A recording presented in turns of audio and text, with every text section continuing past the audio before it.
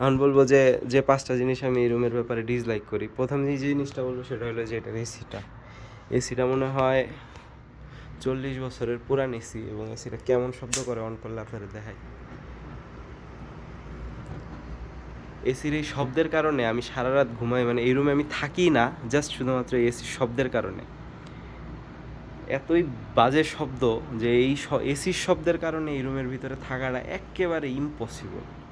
শুনে দেখেন, এবং এটা মনে হয় যে একটা জাহাজের ইঞ্জিনের পাশে আপনি বসে আছেন, বা বিকট শব্দ এটা সারাক্ষণ চলতেছে, মাথা একদম ঝিম ধরায় ফেলে, অসুস্থ বানায় ফেলছে লিটারেলি।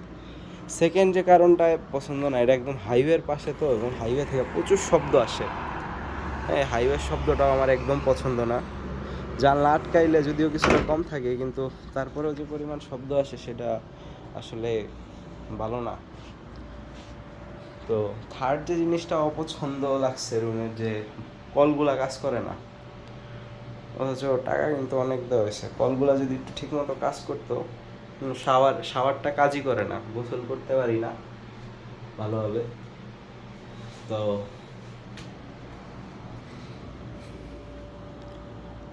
আর কি ভালো লাগে নাই এটা বলতে গেলে, আসলে আর ভালো না লাগার মতো কিছু খুঁজে পাই না। এই 3টা জিনিসই ভালো লাগে না, মানে রুমে শুধুমাত্র এসির শব্দের কারণেই থাকা যায় না।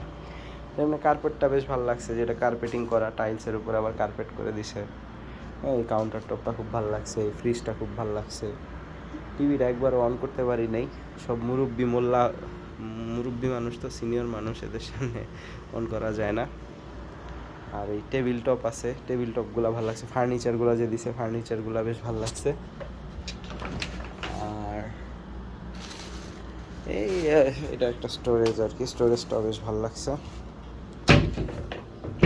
এই মোটামুটি রুম।